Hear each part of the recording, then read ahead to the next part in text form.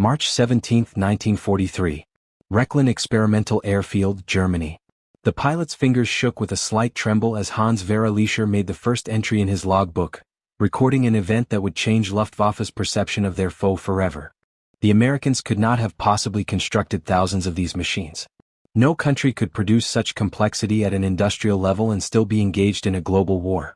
From the cockpit window of the captured German-coded Boeing B-17 Flying Fortress DL+XXC, Lerche learned from an instrument panel that defied 3 years of Luftwaffe intelligence estimates. 13 defensive gun stations would finally ring the most advanced versions of this plane. The B-7F model in front of him had 9 heavy-caliber machine guns, each one shooting 750 rounds per minute, providing an interlocking field of fire that made the bomber revolutionary in air warfare. In German possession, this captured fortress codenamed Wulf Hound was the first whole American heavy bomber the Luftwaffe would ever test fly. What Lerche and his fellow test pilots would discover in the months ahead would prove more devastating to German confidence than any battlefield defeat. The firepower concentrated in this single aircraft when multiplied across hundreds of bombers flying in defensive formations created a level of aerial combat capability that German fighter pilots had never encountered and German industry could never match. That conversion from enemy weapon to intelligence treasure trove started 3 months prior on December 12, 1942. Lieutenant Paul Flickinger flew B-17F 41 to 24,585 call sign PUB on a bombing mission over the Rouen-Sauterville Railroad marshalling yards in French-occupied territory. His plane belonging to the 361st Bombardment Squadron of the 303rd Bombardment Group at RAF Molesworth in Huntingdonshire, England, was nicknamed Wulf Hound by the American ground crew, who had its nose painted with that name. The 3003rd Bomb Group, Hell's Angels, had seen its baptism of fire almost a month back, but it still needed prolonged combat experience. On this morning in December, the squadron equipped 20 B-17s for a mission against Luftwaffe servicing centers approximately 60 miles east of Paris. The mission proceeded normally enough, except that German fighters from several Luftwaffe units had other ideas for the American formation. Messmid Bf-109S and Focke-Wulf Fw-190S harassed the American formation with aggressive relentlessness. German pilots continued to press the attack with unyielding determination, their knowledge being that the disintegration of the close defensive clumps presented their best hope of success. Machine gun and cannon fire ripped through the fuselage and wings of Wulf Hound. One engine faltered and quit, its propeller windmilling in vain. Another started to lose power, smoke streaming from ruptured cylinders. Flickinger was confronted with an impossible decision as his battered bomber fell behind the covering formation. The rest of the B-17s pressed on towards England, unable to slow down lest they leave themselves open to attack by the hordes of German fighters. Trying to make it into England from across the Channel meant death for a crippled bomber that could not stay in formation. Either way towards neutral Switzerland or Sweden meant hundreds of miles over enemy territory with dead engines and chasing fighters. The only course of action that gave any hope for survival to his crew was an emergency landing as soon as possible on enemy-held ground. Looking down through the clouds and smoke from his engines that were aflame, Flickinger saw what seemed to be a proper field some few miles from Melun, France, about 60 miles southeast of Paris. With incredible finesse, given the damage to his aircraft, he landed the behemoth 30-ton bomber in a wheels-up landing in a hayfield. The B-17 skidded on the grass and mud, ball turret guns down, cutting a long furrow before landing. The 10-man crew climbed out of the aircraft with hands aloft, anticipating becoming prisoners of war. What they didn't anticipate was how valuable their undamaged aircraft would prove to German intelligence. In a matter of hours, Luftwaffe ground crews and Wehrmacht troops flooded over the seized fortress. Engineers documented every system, every structural component, every technological aspect before the bomber could be destroyed by souvenir seekers or sabotage. The bomber was an intelligence bonanza beyond anything ever captured. Most downed Allied aircraft arrived in pieces, scattered across fields and forests, their secrets buried in twisted metal and broken components. But Wulf Hound sat nearly intact in a French field, a complete example of American heavy bomber technology, ready for exploitation. German recovery specialists immediately recognized the prize before them. This was not just another crashed bomber to be stripped for scrap metal. It was the first B-17 Flying Fortress to come into Luftwaffe hands in flyable condition. The capture was an unprecedented chance to learn about American heavy bomber design, construction technique, defensive firepower, and operational capabilities.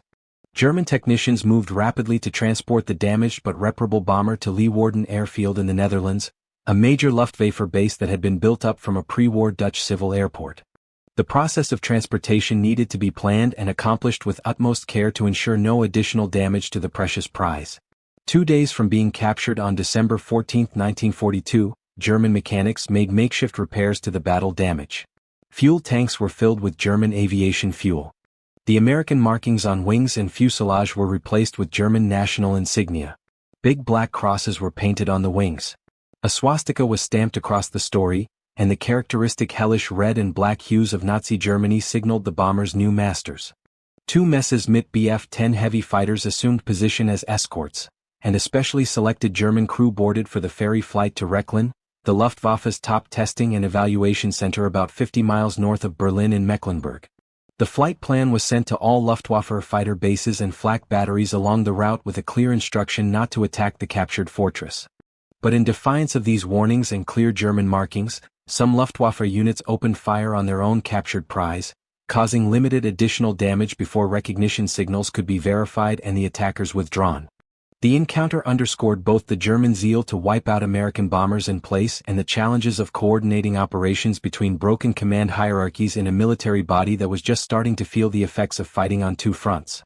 As Wulf Hound landed at Rechlin following its circuitous flight from the Netherlands, it came into a world committed to deciphering enemy technology. Rechlin was the hub test center for all Luftwaffe evaluation of captured aircraft. A German counterpart to the United States Wright Field at Ohio or the British Royal Aircraft Establishment at Farnborough. All captured Allied planes that were in a state to be refurbished to flying condition eventually found their way to this clandestine base. Here, German engineers took apart foreign technology, hunting weaknesses to take advantage of and innovations to emulate or counter. The unit had hundreds of technicians, engineers, test pilots, and support staff committed to a sole mission of discovering how enemy aircraft operated and how to counter them. Wulf Hound was grounded for 3 months after its arrival in mid-December 1942 with only occasional testing by teams of specialists performing exhaustive scrutiny. Panels were removed by engineers to analyze structural design, amazed at the advanced stress skin build that provided the B-17 with its legendary strength. They sampled skin thickness, examined alloy composition, tested rivet configurations and joining methods. Each system was thoroughly documented. The electrical system with miles of wire showed American methods for aircraft systems integration.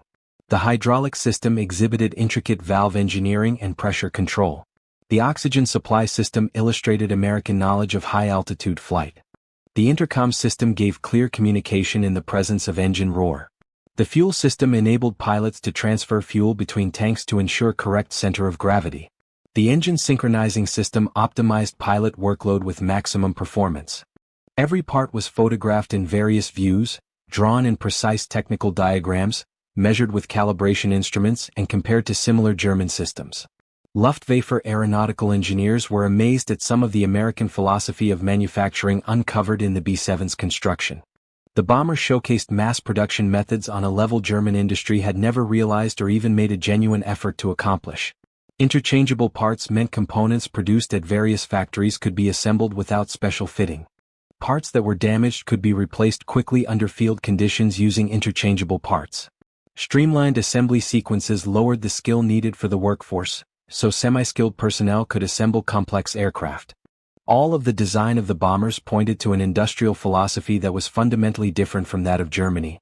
While German planes took skilled craftsmen to hand-fit intricate parts through time-consuming methods, American bombers employed standardized modules that could be installed by semi-skilled individuals at high speed using jigs, templates, and fixtures.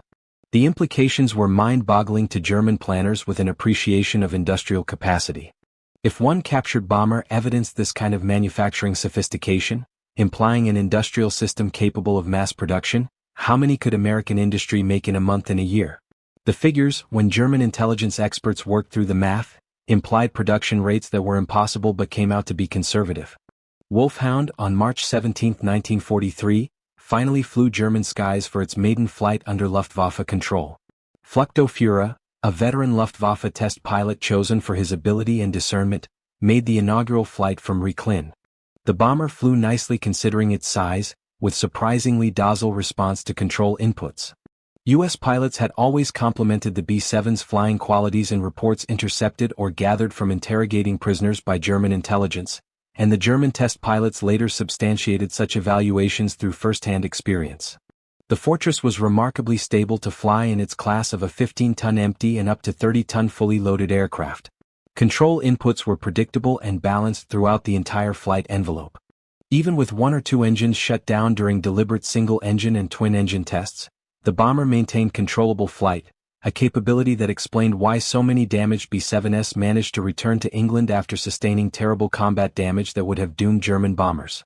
Throughout the spring of 1943, several German pilots took Wulf Hound on varied test profiles intended to investigate all facets of the aircraft's performance and flight characteristics.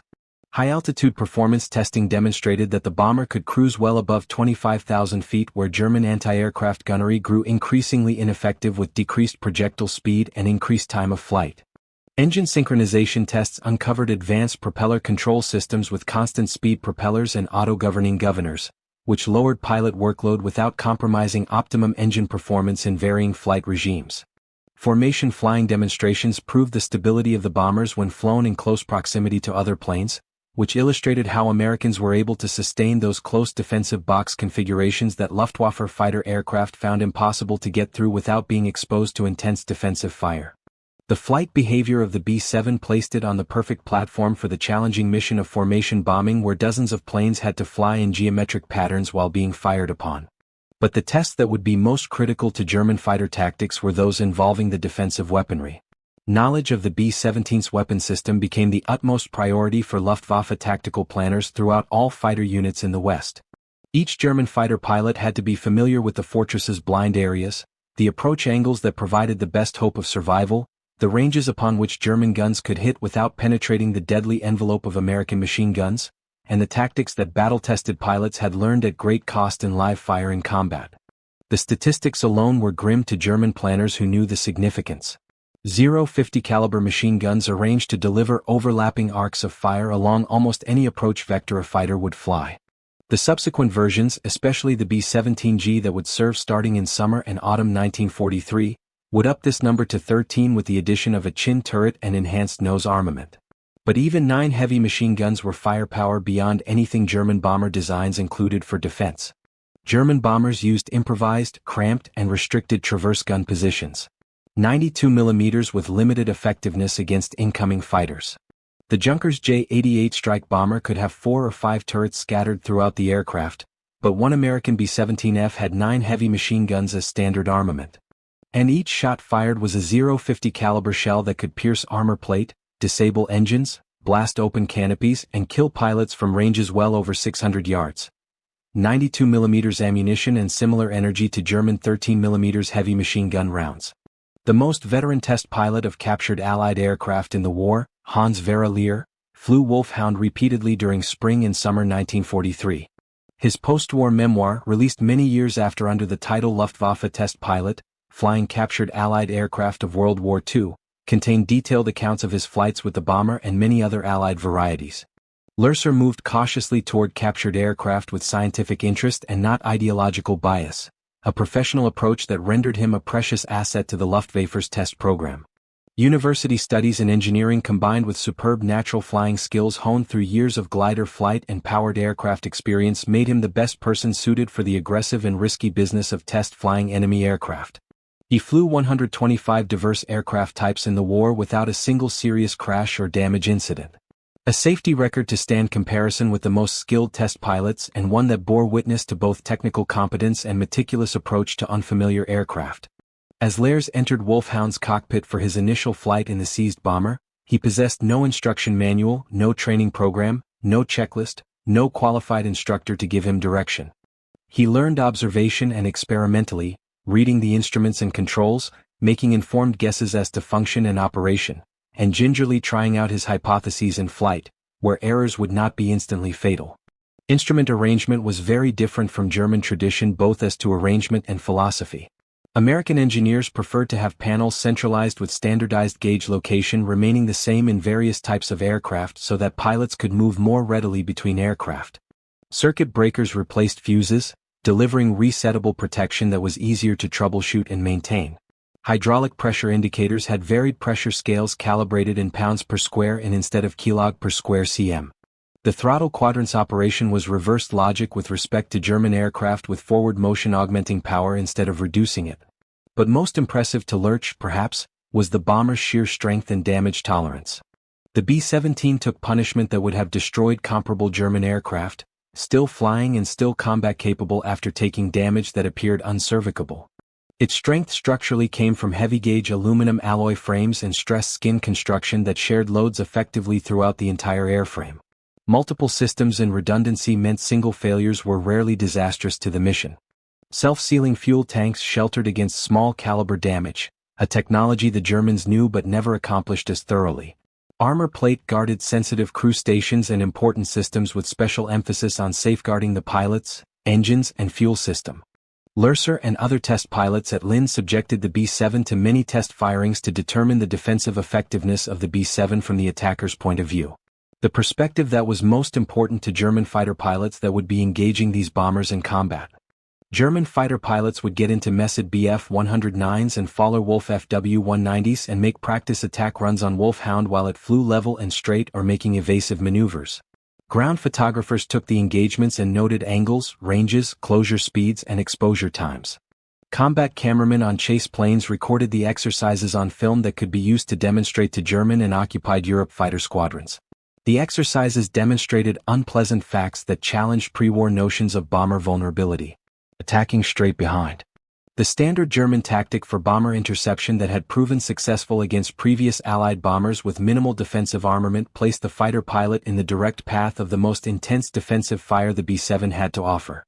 The tail gunner's seat inside a powered Cheyenne turret offering outstanding visibility through transparent plexiglass panels provided a clear field of fire immediately afterward with no blind sectors above, below, or to either side within 30 degrees of the tail axis. The dorsal turret, a Sperry mounting 250 caliber weapons in a powered rotating turret of Sperry design, could bring rearward to bear and contribute its firepower to the defensive field, doubling the weapon's firing upon a rear attacker. Even waist gunners at open windows along the fuselage midsection could fire upon targets coming up from behind and a little below or to the sides. A fighter pilot making a bore from 6 o'clock straight behind the bomber was confronted by at least 4 heavy machine guns focusing their fire along a predictable intercept course.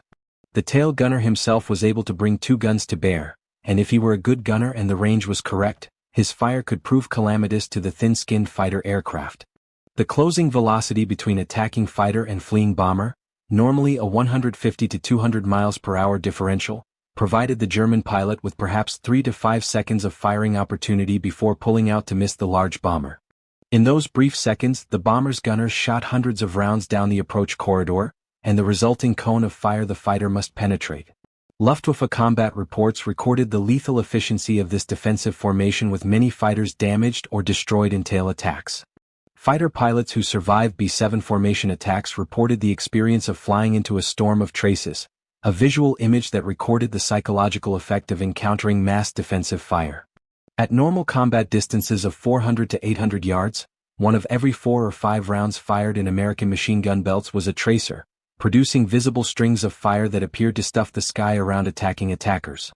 The tracers, designed more to assist gunners in aiming by illustrating bullet flight, also served as a tremendous psychological dissuader to attacking pilots.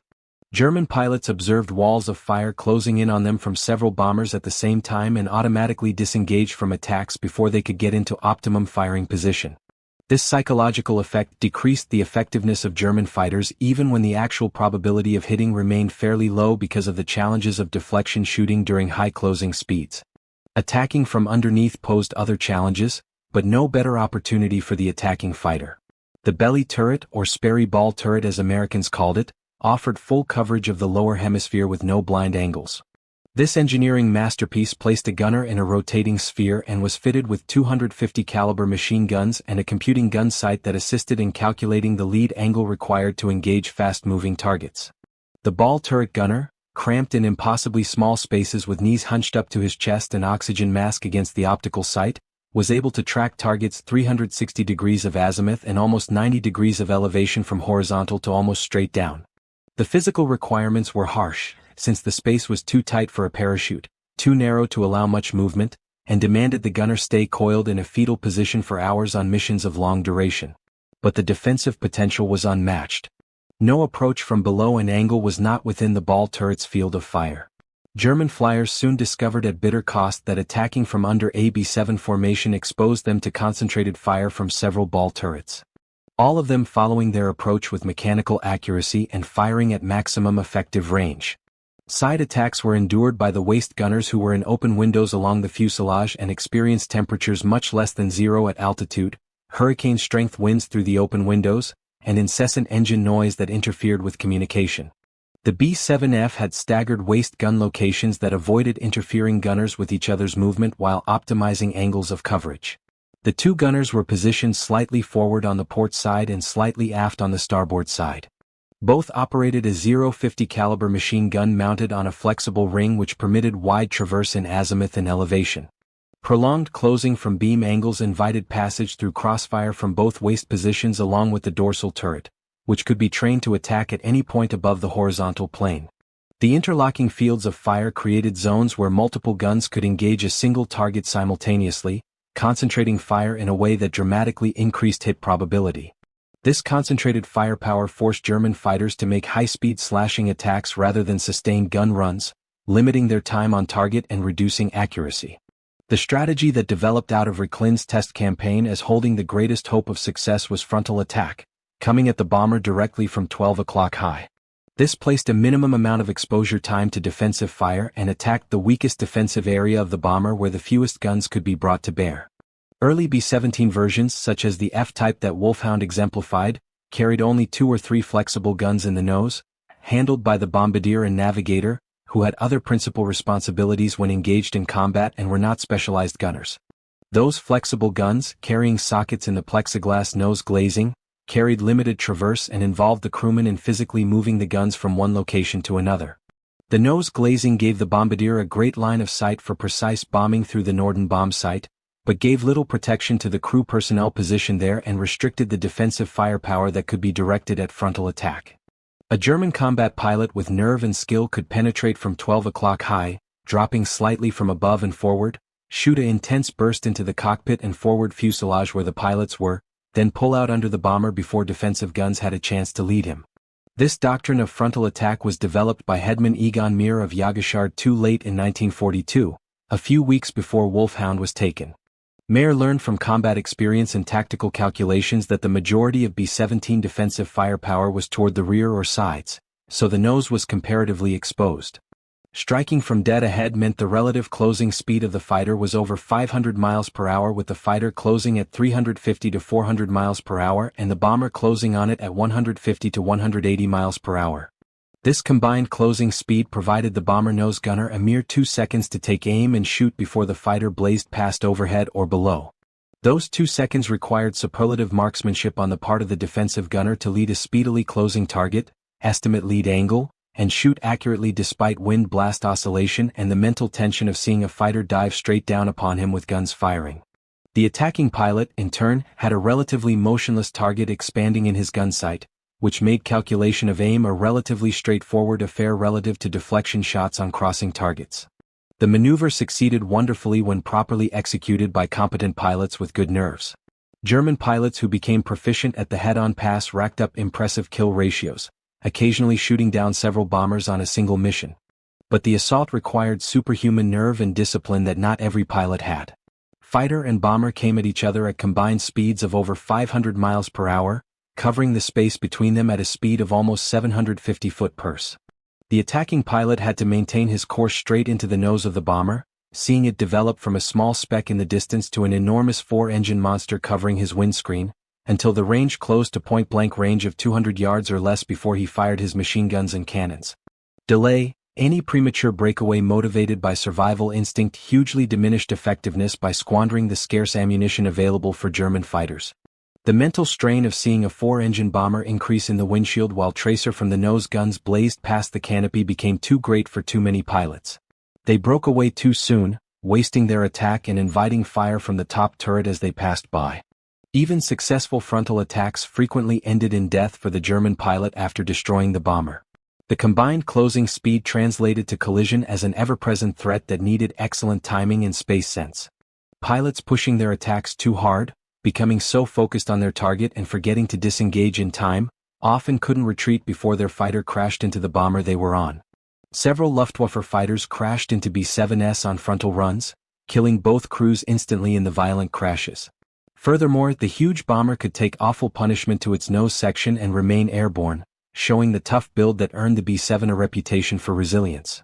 As long as attacking fighter cannon rounds didn't strike the cockpit directly, killing or incapacitating both crews or knocking out several engines at once, the fortress would often press on to its target even with major damage to the nose section. German fighter pilots had to destroy the bomber in a hurry and thoroughly since crippled B-17s continued to fly, continued to fight, and sometimes returned home to England where American repair bases could repair them for their next mission. An crippled bomber that returned to base was a failed interception at the cost of the attacking pilot's risk.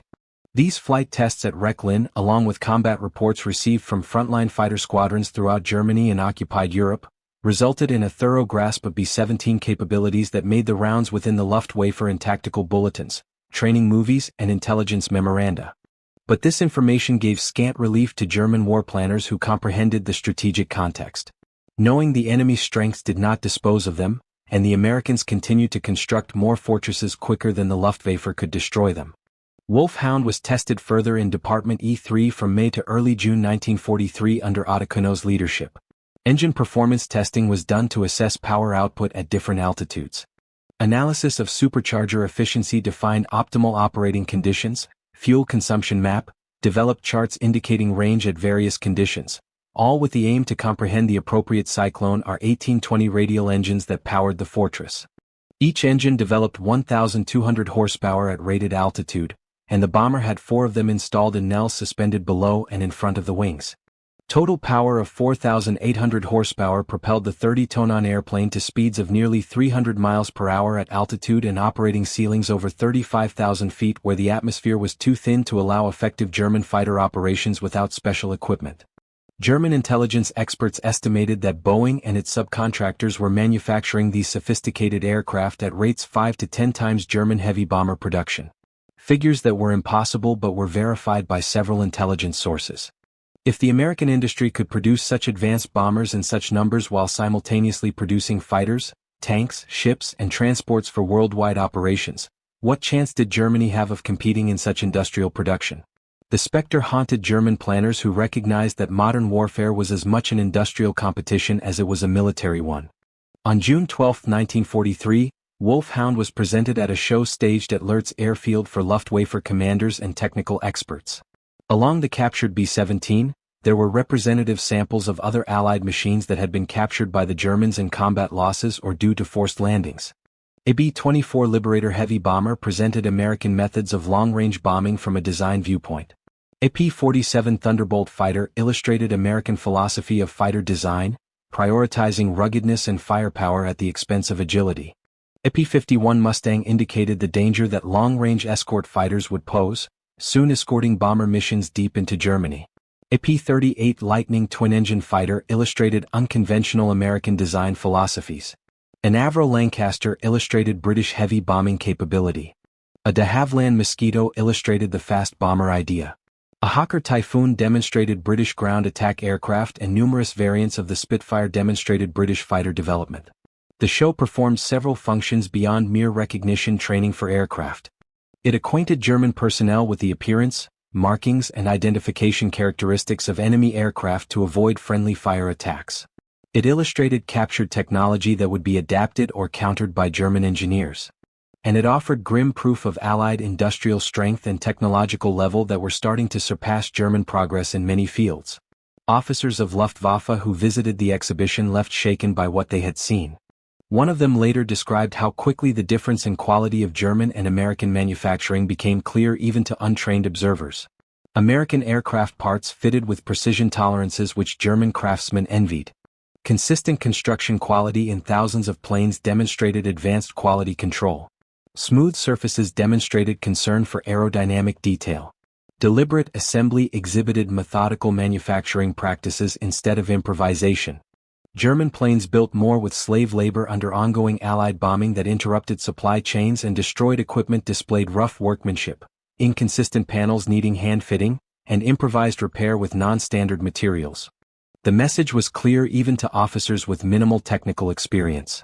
German industry was struggling to maintain production of increasingly obsolescent designs while American factories turned out superior equipment in overwhelming quantities. Following its display at the Les exhibition, Wulf Hound went back to Lynn for a final test program prior to shipment for operational service in July 1943. Engineers fitted the bomber with glider towing gear to determine whether it could be used for transport duties. The combat DFS-230 glider program needed heavy tow aircraft having the strength to pull the loaded gliders up to operational altitude, and the 4 B-7 engines had more than enough power for this taxing job. Test flights from June 16 through early August tested towing techniques, release systems, and formation flight with gliders and trail.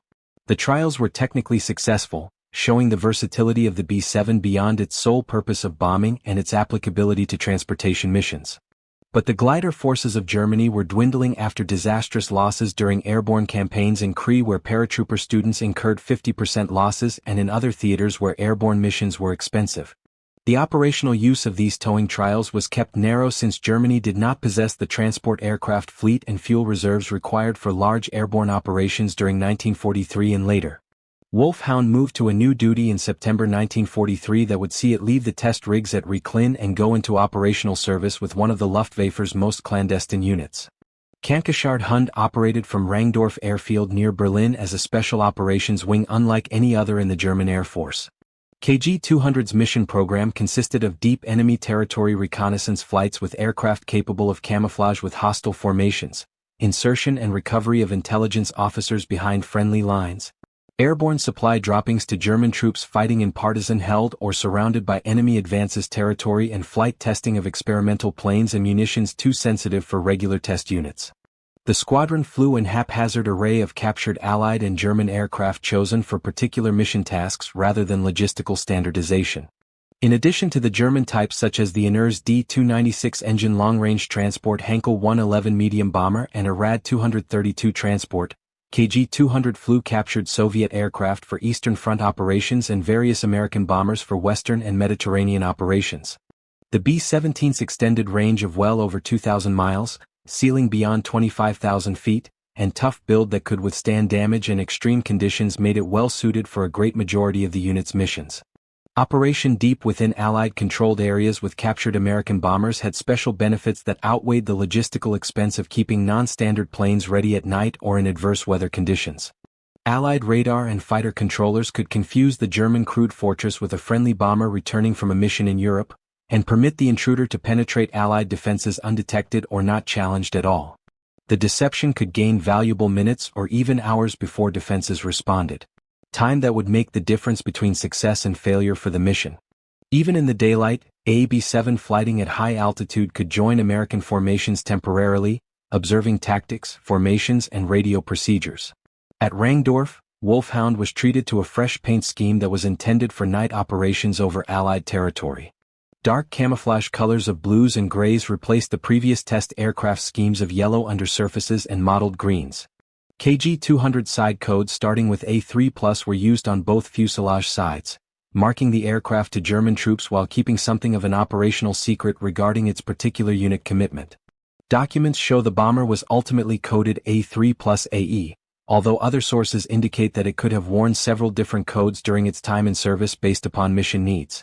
Comprehensive records of Wulf Hound's combat service with KG-200 have been lost to history, pieced out between archives destroyed or scattered, hidden by survivors who made it through to the post-war years when some operations were kept classified for decades or simply never documented because of the clandestine nature of special operations activity.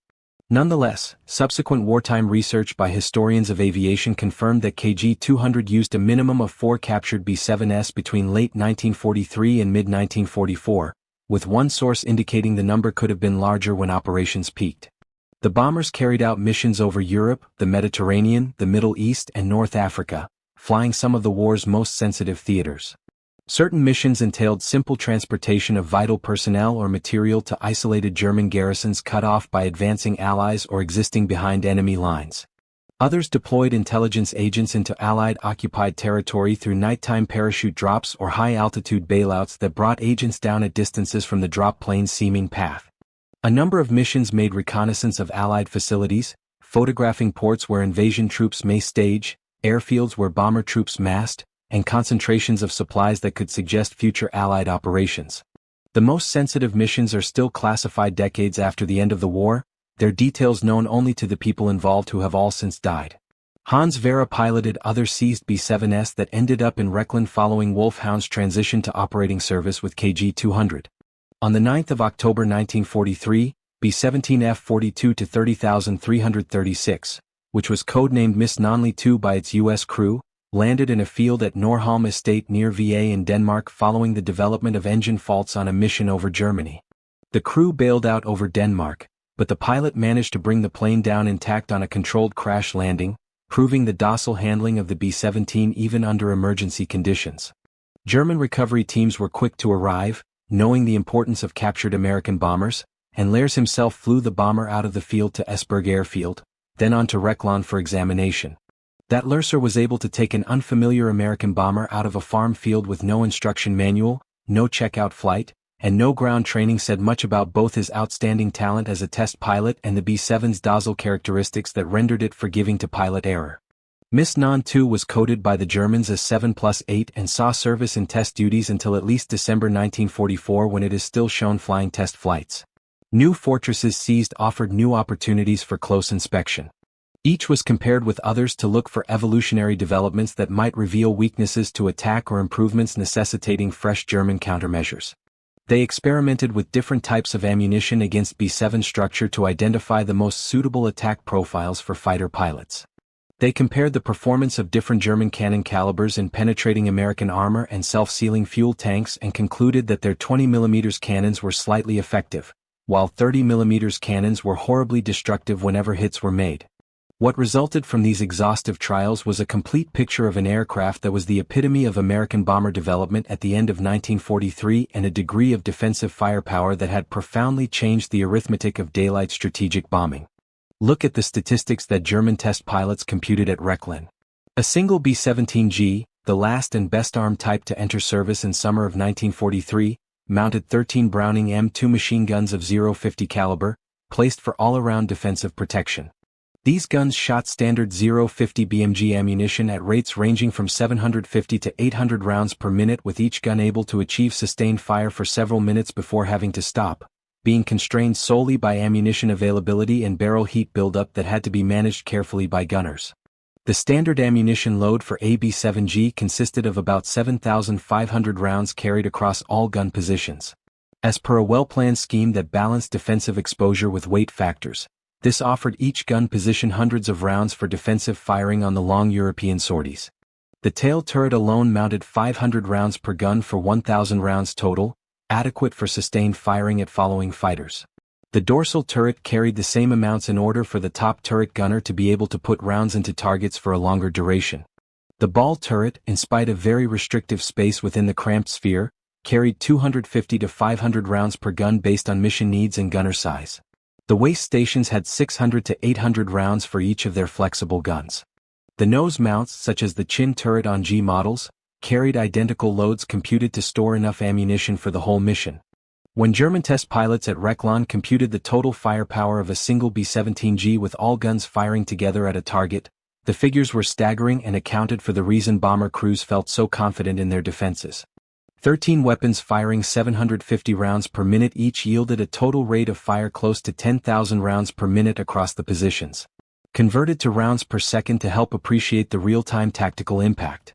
A fully occupied fortress was capable of firing about 160 heavy machine gun rounds into surrounding airspace per second, filling the approach corridor with deadly projectiles in a cone of fire. But never alone over enemy skies flew American bombers. The whole idea of American daylight strategic bombing evolved in pre-war doctrine and was perfected in agonizing combat experience in 1942 and 1943 on the assumption of massed formations in which several bombers offered each other mutual defensive fire that greatly enhanced the firepower any individual attacking fighter could deliver. The combat box organization created by Colonel Curtis Lamy and shaped through costly experience across Germany placed bombers in close three-dimensional groups where every plane's guns could cover its neighbors. A squadron unit normally consisted of 3 aircraft in close formation flying in AV or echelon depending upon tactical requirements. 3 such squadron units stacked vertically and offset horizontally made a squadron box of 9 bombers. 3 squadron boxes built a group box of 27 planes, although some groups operated with 4 squadrons for a total of 36 bombers. A standard 3-squadron group box held 18 to 27 planes based on attrition and maintenance. If every bomber had even 9 guns rather than 13, given a combination of F and G models in the squadron's collective defensive weaponry totaled more than 180 heavy machine guns, giving interlocking fire. 3 such formations coming together created a wing box of 54 to 81 bombers and 500 to 700 machine guns that laid down interlocking defensive fire that made zones through which attacking fighters would have concentrated fire from scores of bombers all at once. German fighter pilots attacking these kinds of formations wrote of coming in against a wall of tracers, which is a very good description of the visual and psychological effect of mass defensive fire. At normal combat ranges of 400 to 800 yards, all bomber gunners who spotted an onrushing fighter opened fire as one, producing a visual display that was beautiful and frightening. 50 or more machine guns could pour fire into one fighter, making a head-on run through the formation, each bomber's gunners following the target and firing at maximum rate. The psychological effect dominated most pilots despite true hit probability that was still quite low owing to the challenges of deflection shooting, range estimation, and short time to engage. Luftwaffe after-action reports recorded many cases of fighters disengaging prematurely short of optimal firing range because pilots were unable to bring themselves to penetrate the defensive barrage. Those who had practiced formation discipline and pushed attacks through in the face of defensive fire encountered savage math that worked in the defender's favor. Luftwaffe research based on figures from real combat encounters calculated that rear attacks against B-7s averaged 20 hits from 20mm cannon to destroy a bomber. And that estimate had assumed hits spread across vulnerable systems, not concentrated in one place. The toughness of the B-17's build, duplicated systems and self-sealing fuel tanks meant that it could take unbelievable punishment and still fly. The average accuracy of pilots in engagement with elusive targets at combat ranges was about 2%. A determination based on analysis of gun camera film and ammunition consumption reports. Thus, taking down one fortress from the rear involved firing about 1,000 shots of 20mm ammunition to score the 20 shots that would be needed for a kill. The early model Faller Wulf FW-190 fighter aircraft carried only 500 total rounds of 20mm ammunition split between 2 cannons with each gun holding 250 rounds in drum magazines. Increasing to 4 guns with belt-fed ammunition carried only 500 to 600 rounds among all guns, not enough for repeated attack runs. Even with advanced armament, a German fighter pilot could have ammunition for 1, maybe 2 extended gun runs before running Winchester and having to break off and head back to base to be rearmed. The bombers in the meantime kept firing so long as they sensed danger. There are thousands of rounds of .050 caliber ammunition to enable extended defensive fire throughout the mission. Whereas individual bomber gunners had fairly low hit percentages because of challenging deflection shooting at extreme ranges and high approaches, the sheer number of rounds caused hits to be statistically unavoidable when dozens of bombers fired on a single target. Luftwaffe fighter losses mounted steadily during 1943 as American bomber streams became larger and more frequent and German fighter forces were unable to replace losses faster than combat attrition and training accidents destroyed them. Front attacks were more productive of kill ratios for experienced pilots, but required exceptional skill and bravery that not all pilots had. Approaching head-on meant the fighter closed at combined speeds exceeding 500 miles per hour with both aircraft moving toward each other at maximum speed. At that closure rate, the target picture changed dramatically every second, requiring constant attention and rapid decision-making. Range estimation became critical to attack success as opening fire too early meant rounds dissipated without effect while waiting too long made collision unavoidable. The best firing envelope took maybe 2 seconds from 400 yards to 100 yards. A short window involving good timing. Within those 2 seconds, the fighter pilot had to aim well while adjusting for his own plane's motion. Adjust for the bomber's evasive action, such as small turns or altitude adjustments, fire in several bursts while adjusting aim between bursts, and begin the breakaway maneuver before the planes crashed. This required constant training in true-to-life conditions and superb reflexes that only seasoned pilots had. The captured B-17 at Lynn provided German fighter pilots with a chance to examine their target intimately in ways not feasible through combat exposure alone. They crawled all around the fortress, studying it from all directions and observing the gun locations and fields of fire. They climbed in through the waist windows and crawled through the tight interior, feeling the cramped space and arduous working conditions that gunners and bombers had to put up with. They occupied the different gun positions, such as the ball turret, trying traverse and elevation limits, and observing the blind spots where attacking fighters would be able to avoid defensive fire if they approached from particular angles. They conducted formation exercises where the bomber did evasive maneuvers and the fighters worked on approach angles and firing solutions, and they created training that translated to combat. This training was beneficial to seasoned pilots who learned to take advantage of the B-7's weaknesses through formal study. But by 1943, the Luftwaffe were losing experienced pilots faster than training schools could replace them with comparably skilled pilots. New pilots from flight school did not have the hundreds of hours of experience to perform sophisticated attack maneuvers in the face of withering fire while remaining aware of their surroundings. They tended to break off attacks too early or push them too hard, either expending their ammunition needlessly or crashing to death. The Americans also constantly upgraded their bombers according to combat experience and crew reports.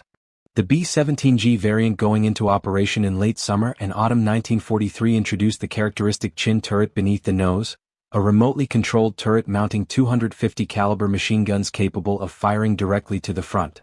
This remotely controlled turret was operated by the bombardier from a computing gun sight, substantially enhancing the bomber's frontal defense against the head-on attacks which had been so successful on the earlier models. Abruptly, the head-on raid that had been the favorite technique of German aces became much more hazardous for incoming pilots. The chin turret could engage an attacking fighter along its entire approach from first sighting at long range, firing concentrated fire along the calculated intercept line. Added to the four already in the possession of the bombardier and navigator, and the top turret, which could pivot forward to contribute its two weapons to the defensive burst, a B-17G could mount 6 to 8 heavy machine guns on a frontal opponent, constructing a defensive cone that was next to impossible to penetrate. This compelled the Luftwaffe to change once more, attempting new tactical responses to the changing defensive challenge.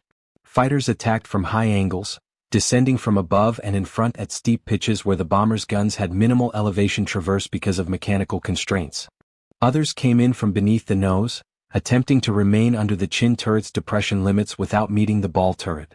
Others still used standoff weapons, firing unguided rockets from outside machine gun range and relying on fortunate targets in the tight formations where near misses would do damage through collision. The WER Granite 21 cm rocket was a preferred weapon of German fighter squadrons fired from tubular launchers under the wings. These wild missiles had massive high-explosives warheads designed to disintegrate bomber formations using blast effect instead of providing direct hits. Probable hits were still low because of the poor ballistic qualities of the rocket, but a rocket blast in the center of a combat box had the potential to damage several bombers at once using blast and fragmentation or initiate collisions as pilots reacted violently to maneuvers. But standoff attack had their own severe issues that constrained their performance. The rockets were inaccurate past 800 yards, were heavy enough to noticeably decrease fighter performance, and produced a large amount of drag that made launching fighters vulnerable to Allied escort fighters. Pilots with underwing rocket tubes were sitting ducks for American P-51 Mustangs and P-47 Thunderbolts, which by 1944 had long-range versions that could keep pace with the bomber formations all the way from Berlin and back, taking away the refuge which German fighters had otherwise found in the remoteness of German airspace. The technology race went on through 1943 and 1944 as both sides competed for technological gains. The Luftwaffe developed heavier guns such as 30 mm Malawian Quachas 108s able to knock out bombers in a few shots, bigger rockets with better guidance, and even tried aerial bombing with fighters releasing small bombs onto bomber formations from on top. The Americans enhanced defensive weaponry with the G model, mastered formation tactics through suffering, and introduced superior escort fighters with greater range and better performance. But one unavoidable fact loomed over this calculation that no amount of tactical prowess could alter. American industry could regenerate losses at a faster rate than German industry even though it was on the other side of the Atlantic Ocean and supplying everything to Europe. Each B-17 lost over Europe was a tactical victory for the Luftwaffe pilot who shot it down, but only a strategic victory if it kept future missions from being flown. But within weeks and sometimes within days, another shiny new fortress, fresh from Seattle production lines at Boeing, from Long Beach factories at Douglas, or from Burbank factories at Vega, would take the lost bomber's place, coming to England with a new crew to resume the bombing campaign. Statistics of production related a tale of crushing material superiority that German intelligence experts knew, but were powerless to resist. Boeing, Douglas, and Vega produced 12,731 B-17 bombers during the period from 1935 to 1945, with the vast majority of them being produced in the peak war years of 1943 and 1945, 1944. Boeing's Seattle plant produced 6,981 B-17s in all configurations alone. Douglas delivered 3,000 from Long Beach, California plants. Vega, a subsidiary of Lockheed, contributed 2,750 from Burbank, California. Maximum production in 1944 had Boeing producing alone about 362 B-17 bombers monthly, over 12 per day from a single factory, a rate that defied German perceptions, but was confirmed by several intelligence sources. German four-engine bomber production never came near to these numbers despite a superior aviation industry at the beginning of the war. The Henkel Her 177, Germany's sole flying 4-INE heavy bomber and product of years of development, was plagued by persistent engine fires as a result of its unorthodox coupled engine design and mechanical issues that placed operational availability in jeopardy. All-round production for all variants scarcely passed 1,100 planes between 1942 and 1944, and operational readiness was so bad that some formations refused to take the type, opting for the twin-engine mediums even though they had worse range and bomb load. Germany simply was unable to compete with American heavy bomber manufacturing in either quality or quantity. And failure based on strategic choice, industrial administration, and resource shortage. When Luftwaffe pilots discovered these production figures through intelligence briefings trying to warn them of the opposition they would encounter, morale was adversely affected among introspective pilots who were aware of the ramifications. What was the sense in risking their lives to down one fortress when 10 others would take its place in a week? The question plagued fighter squadrons throughout Germany as the strategic situation worsened during 1944. The captured B-17 at Rechlin gave German engineers precise knowledge of American production techniques that accounted for how such manufacturing rates were being attained. They learned from the modular construction that enabled sub-assemblies produced in different factories scattered throughout the United States to come together with ease during final assembly with little hand fitting. They inspected the standardized parts received from hundreds of subcontractors across the country, building a supply chain of unprecedented complexity and efficiency. They studied the streamlined assembly sequences that enabled semi-skilled workers, most of them women new to industrial employment, to assemble intricate bombers in a fraction of the time it took experienced German craftsmen using traditional procedures. German accounts from these studies voiced grudging respect for American industrial organization and the impossibility of Germany duplicating such techniques.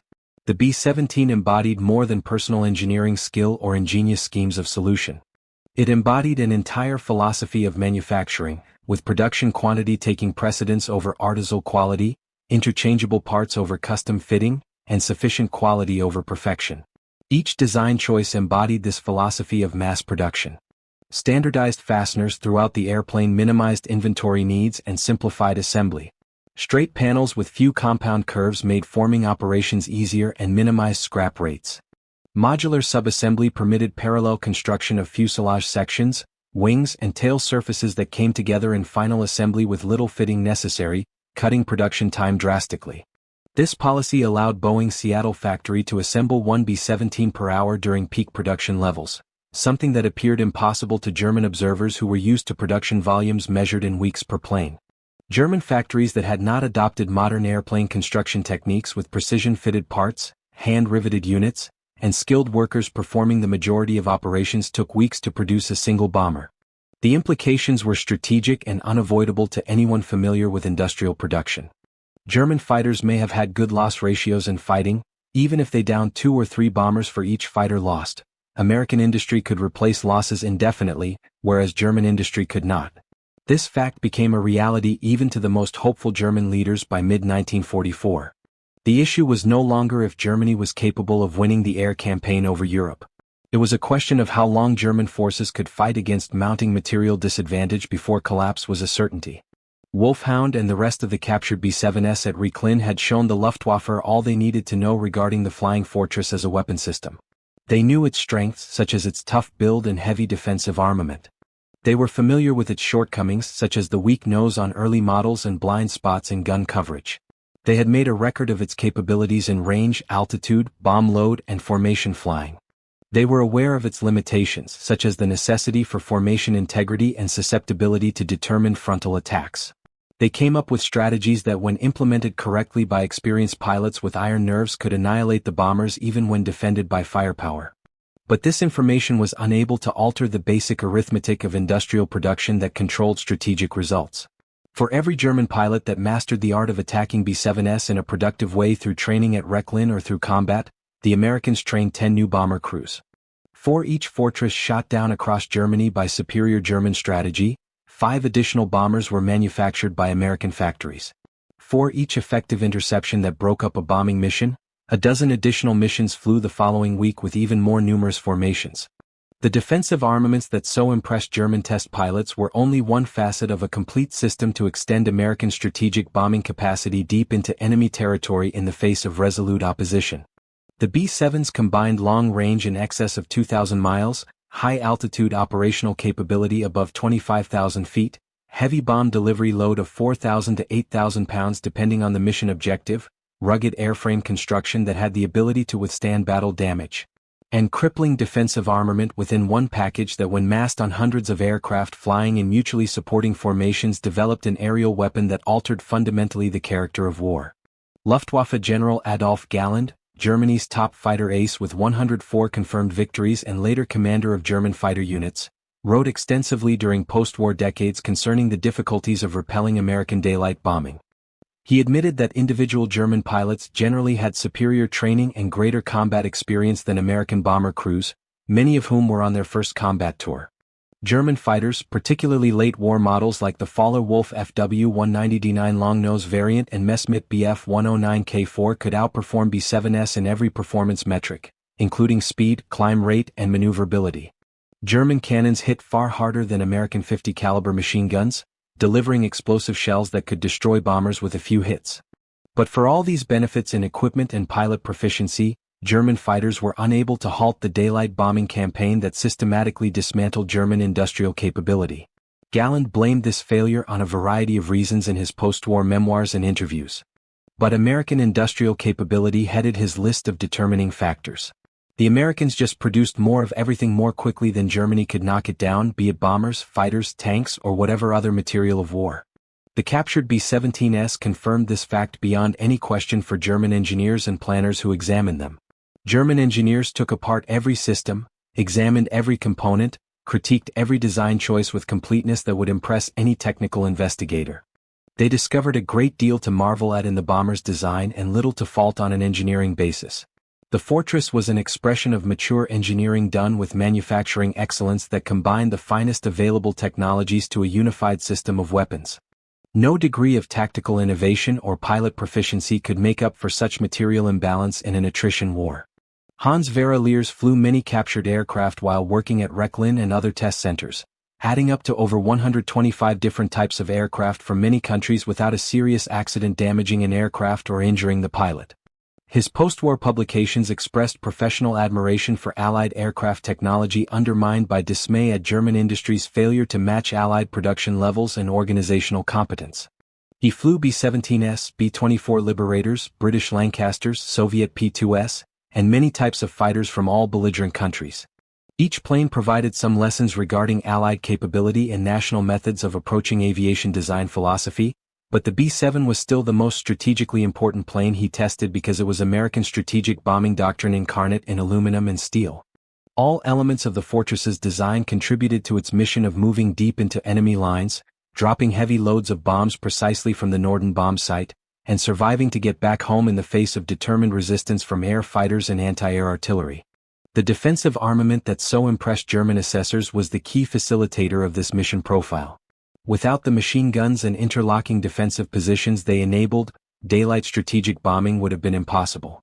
No matter how many bombers the Americans produced, German fighters would have killed unescorted bombers in quantities that would have compelled the Americans to turn over to night bombing like the British, diminishing accuracy and efficiency. The defensive firepower of the B-17 did not render the bombers invulnerable to attack or loss. Thousands were destroyed over Europe by determined German fighter pilots and precise anti-aircraft fire, but the defensive weaponry rendered them survivable in adequate numbers to get the job done over time. Sufficient bombers penetrated the defenses to strike their targets. Sufficient crews made it through their tour of 25, then subsequent to the enemy's changing tactics, 35 missions to come home and instruct new crews. The cumulative sum of hundreds of bombing missions over 2 years methodically annihilated Germany's industrial capability, oil production infrastructure, transportation infrastructure, and military production capability. By 1945, when Wulf Hound was lost in an American bombing attack on Iranianburg Airfield on April 10, 1945, the strategic bombing campaign had completed its major tasks. German industry was rubble scattered throughout the Ruhr Valley and other industrial bases. Fuel shortages kept much of the Luftwaffe grounded even with planes available. Transportation disorganization thwarted supply delivery of vital supplies to front lines on which German armies were being defeated.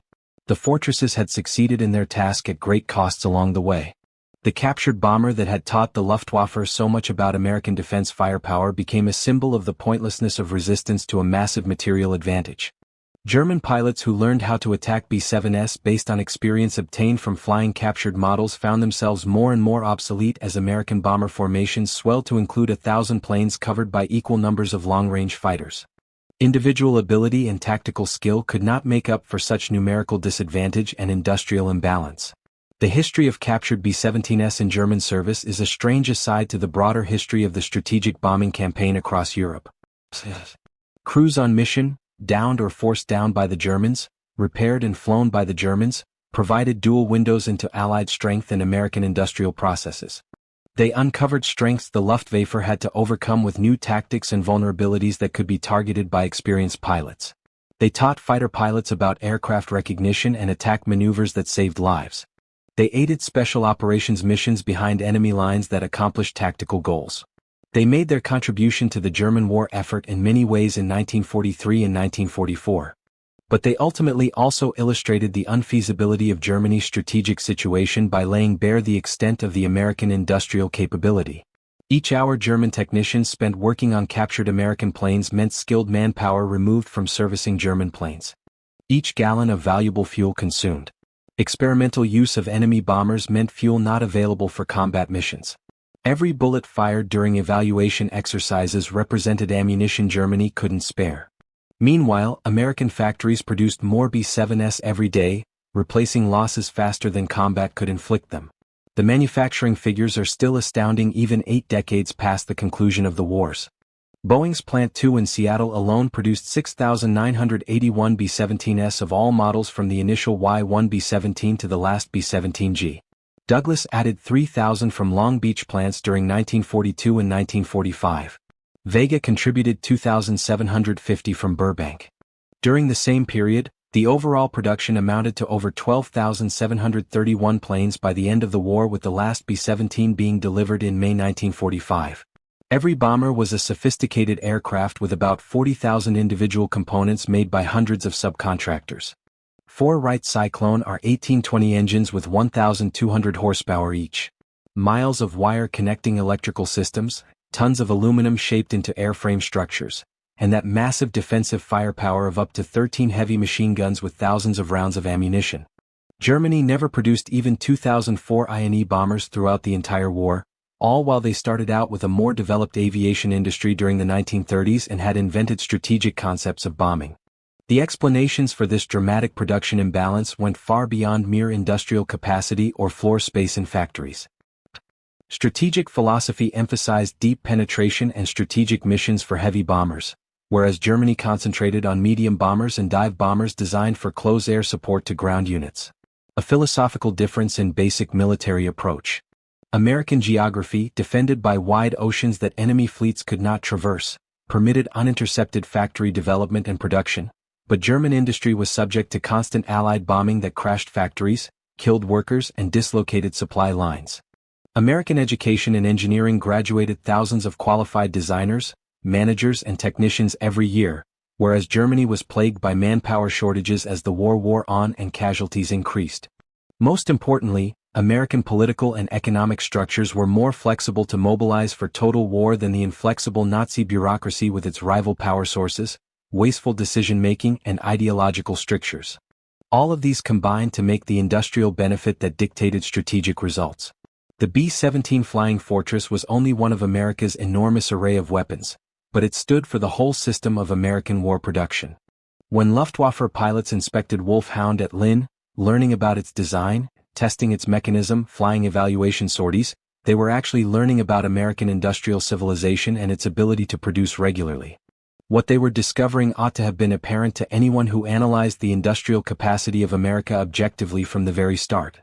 You cannot fight an opponent who is able to construct bombers quicker than you can down them, who can educate crews quicker than you can destroy them, who can release bombs in heavier tons than the industrial capabilities of your entire country across all industries. The defensive firepower that so awed German test pilots was only the palpable expression of underlying American strengths in industrial organization, resource mobilization, and economic mobilization. The actual secret weapon was not the 13 machine guns on the B-17G. It was the economic and industrial system that could produce, design, and deploy 12,731 such bombers and at the same time produce 300,000 planes of every description, 88,000 tanks, 41 billion rounds of ammunition, and all else required to battle a global war on multiple fronts over several continents and 2 large oceans. No amount of tactical genius, pilot ability, or personal bravery could counter such overwhelming industrial imbalance. No wonder Hans-Werner Lerche, having flown scores of captured Allied planes and observed from first-hand experience the quality and quantity of opposition equipment, had decided as early as 1943 that Germany had lost the war on pure industrial arithmetic. The arithmetic of material production foretold defeat with mathematical sureness. The only issues remaining were when the end would arrive and at what ultimate toll of lives and devastation. The captured B-17 at Lynn provided some significant tactical answers for German fighter pilots. They uncovered blind spots in defense coverage that could be used by experienced pilots. They pointed out vulnerable systems such as hydraulics and oxygen that could cripple the bomber. They presented attack profiles giving the greatest opportunity for success to resolute pilots.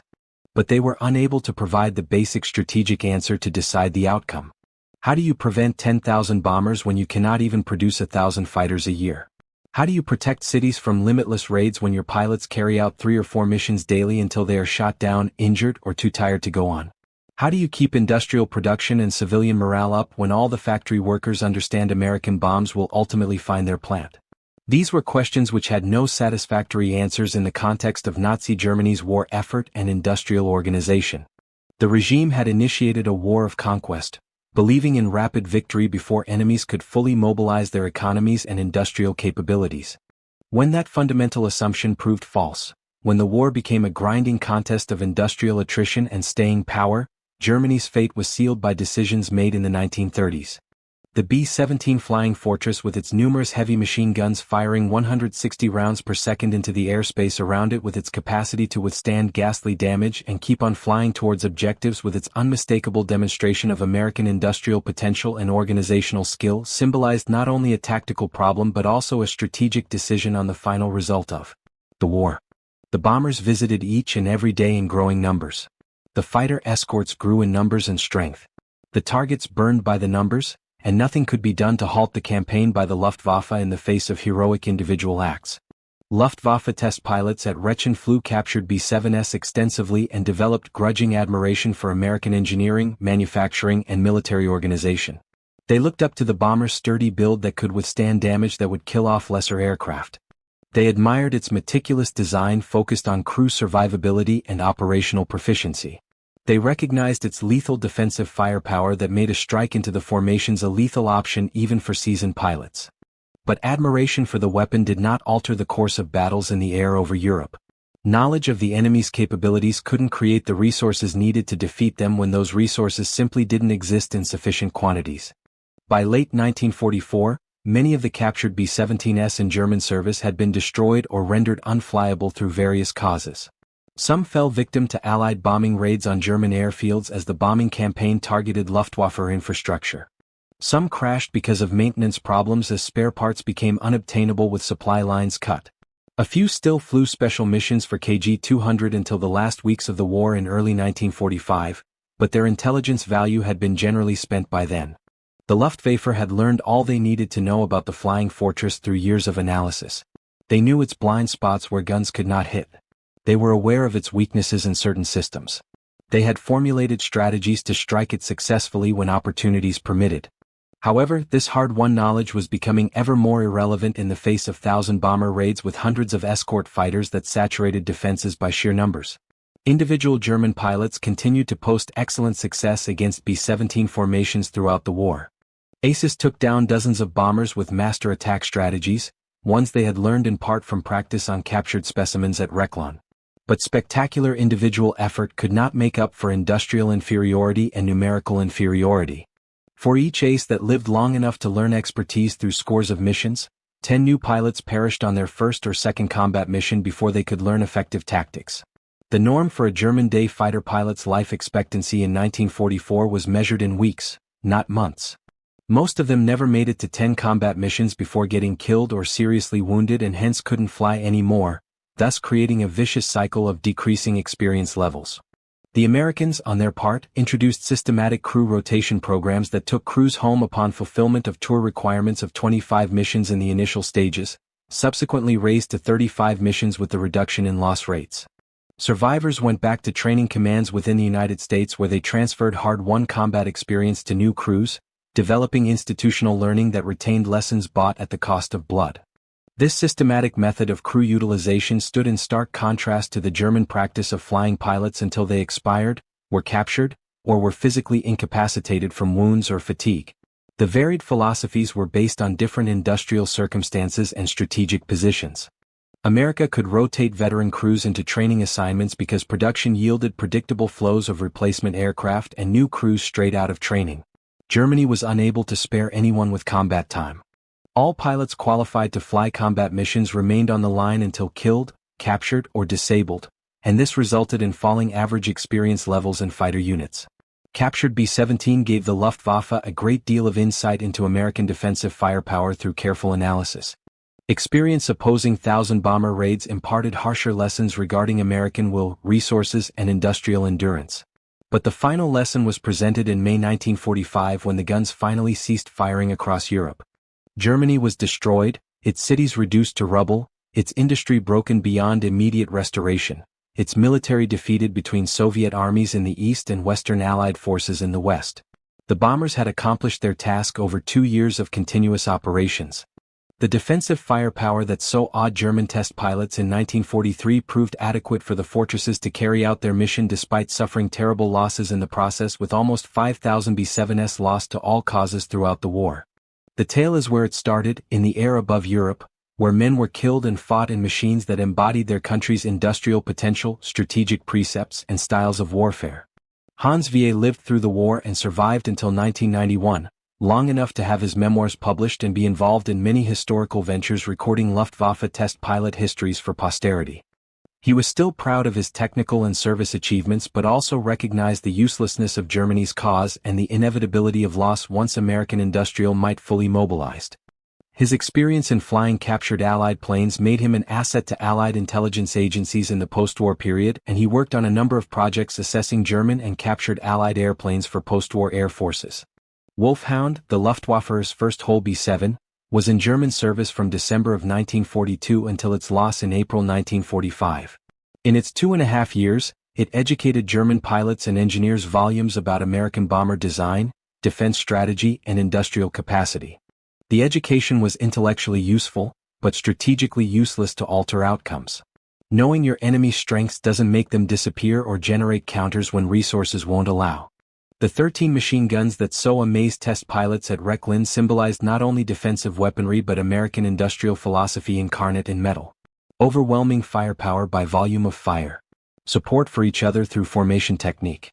Redundancy through multiple weapon systems covering all avenues. All to make certain that sufficient bombers remained operational after each mission to destroy their targets and return home to do it again. This philosophy succeeded at great cost. Although losing almost 5,000 B-7s to all causes in the war, to include combat losses, operational accidents, and weather, although casualty rates among bomber crews rose higher than 20% in some units in 1943, although German fighter resistance shot down hundreds of fortresses in bitter fighting, the strategic bombing campaign was successful in its goals. Germany's war industries were devastated throughout the Ruhr and other centers.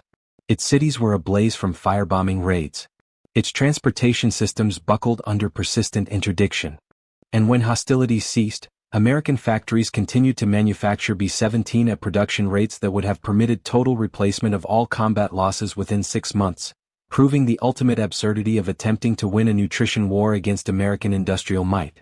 The captured B-17s in German hands became unwitting witnesses to their own country's defeat.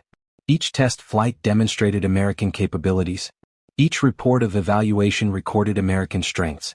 Each training exercise stressed the same unavoidable message. America had industrial capacity that could never be equaled by Germany in any conceivable way. The defensive fire was tremendous and commanded respect.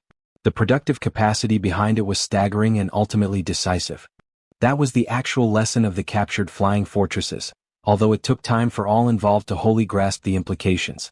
The Luftwaffe pilots who flew captured B-7s acknowledged they had never observed defensive firepower comparable to it in their experience with other bomber models. They gazed in awe at the interlocking pattern of fires that patrolled all avenues of approach, at the heavy weapon cannons capable of reducing fighters to scrap at distant range, at the rate of ammo enabling prolonged engagement. But the guns defending were only the surface evidence of America's real weapon, the democracy arsenal functioning at capacity and coordination. That arsenal, once deployed and fully mobilized, was unstoppable even in the face of stout resistance. The fortresses arrived in their hundreds, the bombs targeted theirs, and Germany fell along with them. The captured B-7s could be used to teach tactics and expose weaknesses. They could not alter the strategic fate decided by industrial power. Nation. That arsenal, once deployed and fully mobilized, was unstoppable even in the face of stout resistance. The fortresses arrived in their hundreds, the bombs targeted theirs, and Germany fell along with them. The captured B-7s could be used to teach tactics and expose weaknesses. They could not alter the strategic fate decided by industrial power.